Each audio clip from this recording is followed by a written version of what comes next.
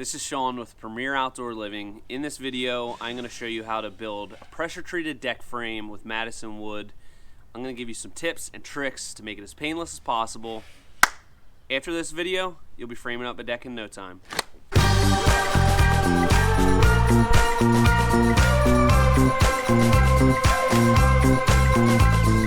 First step here is to figure out our beams and get those installed. So we have a span here of close to 23 feet. The lumber only comes in dimensions of 20 feet and less, so we're gonna have to splice our beam together. When you do that, you just wanna figure it out so that your beam splices land on top of your footings. So we have that all figured out. We're getting ready to assemble the beams together and then we'll lay them in place. So we like to build them on the side, put them all together, walk them over, put them into place.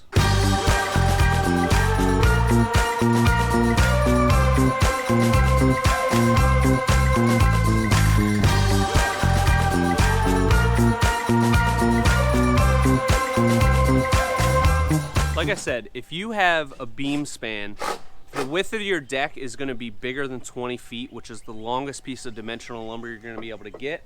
What you want to do is put your splices right over top of the footing. So that's what we did here. We're using 2x12s here so that we can have a little bit more of a span in between our footings. So you can check those tables out online to figure out what size beams you need, how far they can span, and that should get you started on the planning stage.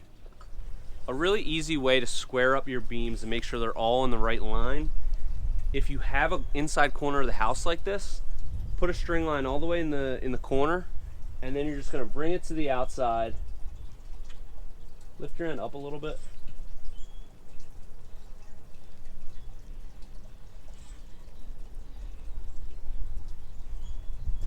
And it should be even with the house at the outside of this beam. So we're square to the house. If the house isn't perfectly square, we still want to be based off of that, so we're square to the house. Another way to do it is to measure diagonally across the beams and make sure you have the same measurement there. So that's an easy way to do it. Doesn't require any math or real thinking at all. You just use a string line square off of that inside corner of the house, and it's pretty effective. So good tip for you there.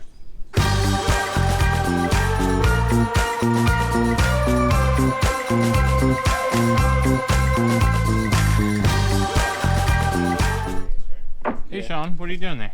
Oh, hey Pat. Not too much. We are measuring these joists. These are our Madison joists here.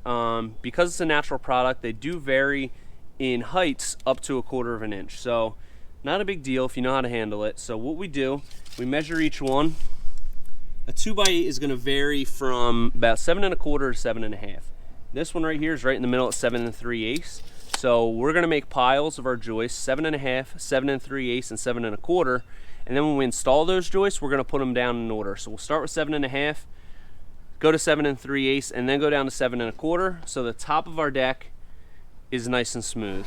We don't want to have a 7 1/4 next to a 7 1/2, then back down to 7 1/4. You're going to get a huge hump in the deck. So that's something that you're going to want to do. It's really easy, but not a lot of people know about it. So nice little tip for you.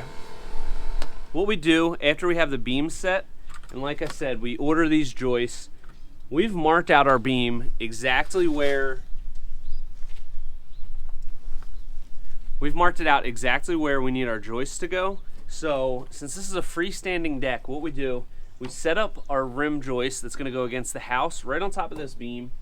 We stand up our joist, nail it in, and then as a team, it's a little bit harder with a bigger deck like this, we push it into the wall. So it's an easy way that we can get to it from here, nail it from behind, and it's pretty easy this way. So that's the way we like to do it.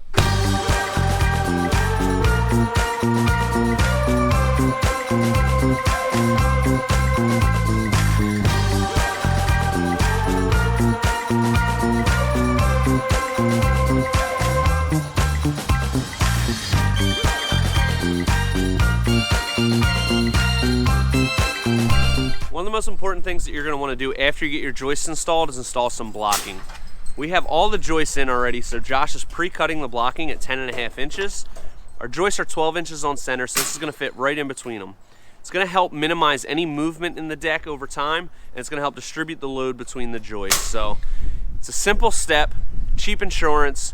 Do it as much as you can. We'll put them in between each row of beams, and it's going to stiffen everything up.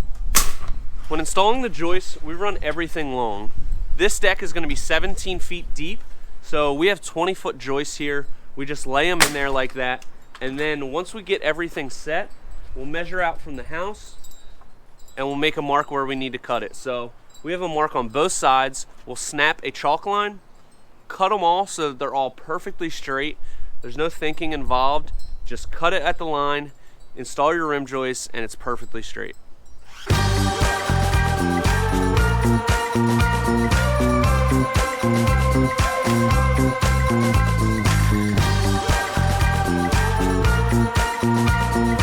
You'll notice on this project we're using all Madison wood for our framing. One of the reasons I really like Madison wood is because all of their lumber is treated for ground contact. That's not necessarily industry standard, but a lot of the decks that we do are low to the ground, so we want to definitely make sure it has extra preservative. And even if your deck's not low to the ground, like I said, it has extra preservative into it, so your deck's going to last longer. I think it's just the way to go, so that's why I like Madison wood. There's no second guessing it.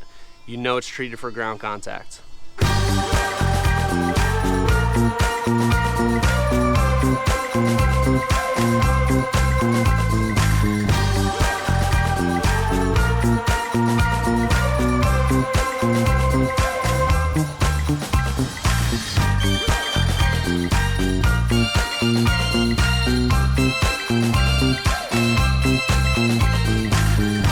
So after watching this video, you should have a pretty good idea of how to get started framing a pressure treated deck with Madison wood. Stay tuned, we're gonna have some more videos that show some more of the detail stuff, give you some more tutorials. If you have any questions about the process, leave a comment. I'll be happy to answer it. But until then, stay tuned and good luck.